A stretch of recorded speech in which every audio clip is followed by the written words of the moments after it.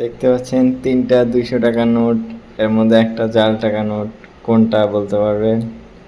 দেখুন নোটগুলো ভালো করে দেখায়। 1 নম্বর নোট, পেছনে দেখুন 2 নম্বর নোট এবং 3 নম্বর নোট।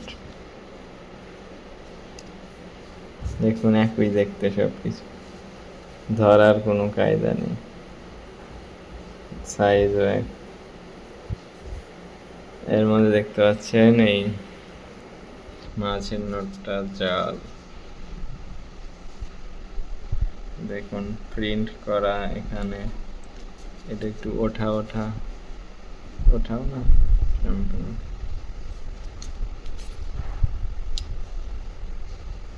বোঝার তেমন উপায় নেই।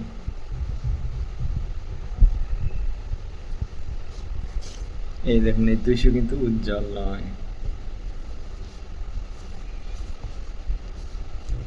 এটা 200 টাকা উজ্জ্বল, কিন্তু এটা উজ্জ্বল নয়।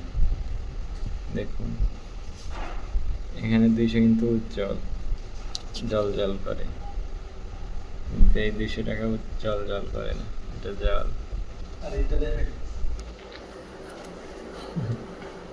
আর এই যে নতুন টাকা, এটা জাল না করাও না, আরো সহজ, জল জল করাও না। দেখুন কাগজ কিন্তু প্রায় সেম, ধরার উপায় নেই।